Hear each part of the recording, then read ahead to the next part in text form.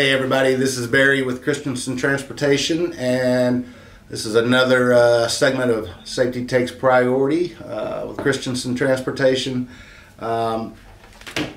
It's a roundabout way to get to safety, but a very important one.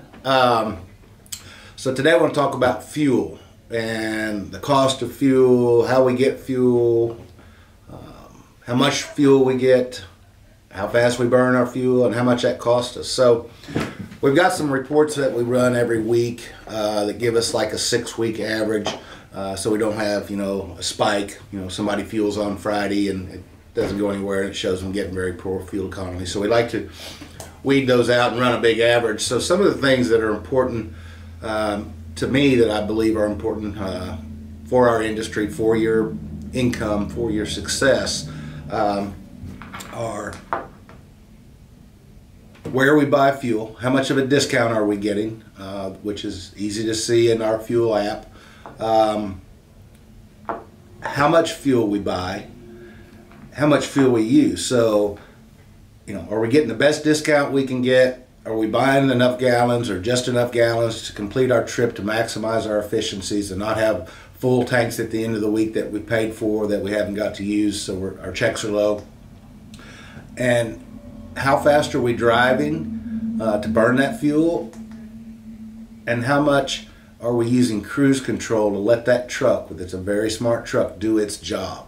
So we're starting to put together some charts, and it shows all those things. Who's buying the fuel the best, who's getting the biggest discount, who's getting the most correct purchases, who's getting the best fuel mileage, and who's using cruise control. And it sounds like there's 4 different categories there, but when we sorted through it all and we said, okay, let's look for a common denominator. Which driver, is there a driver that hits the top 10 or 15 trucks that's in each of these categories?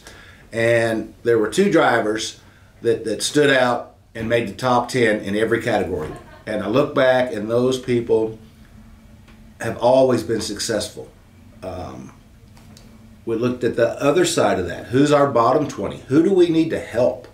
And there were 4 or 5 drivers, and it was surprising who those drivers were. You think, wow, I can't believe that driver's doing well, or you'd think they were doing well, but they're throwing money out the window. So, there's a big amount of money, not just in buying fuel, but burning fuel and doing it right. There's so much money to be said in that. And when we take the top person, who did the best, who maximized everything, and who did the worst, there's several $1,000s a month in there.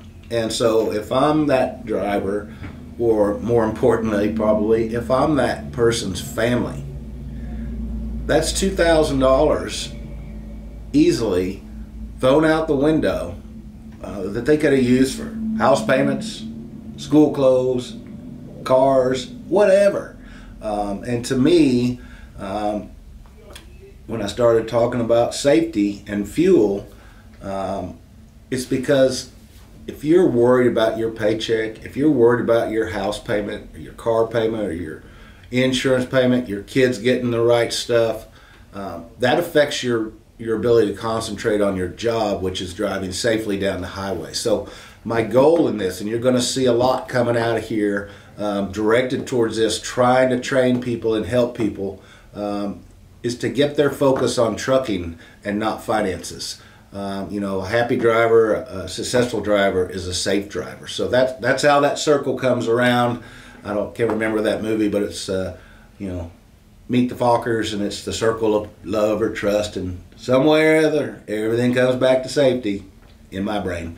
So we're going to do a lot of training on that, because the thing is, if I've got a driver that drives 2,500 miles a week, and they buy correctly, they drive efficiently, and they maximize all the tools that we give them, and another driver that drives 2,500 miles a week and is paid the same amount and doesn't do those things, there's a big difference. There's $600, $700, $800 in a paycheck that driver made, but lost in the way they operated. So I want everybody to take this seriously because it directly affects you. You know, we pay you the money. Keep the money. Don't give it to the fuel people. Don't blow it. Give it to your family. Give it to yourself.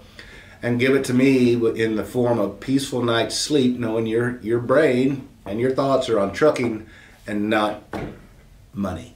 So be prepared. We're going to send stuff out. We're going to educate you. We're doing this for you.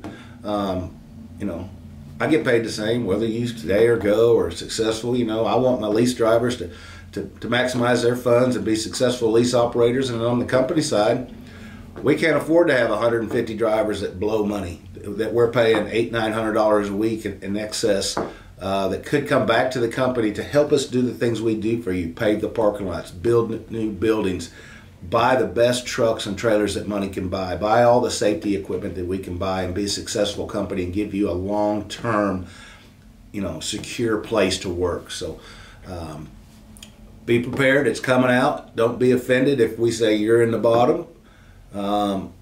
We're doing it to help you be in the top. And for those on the top, we're going to start surveying you. What do you do right? How do you start your day?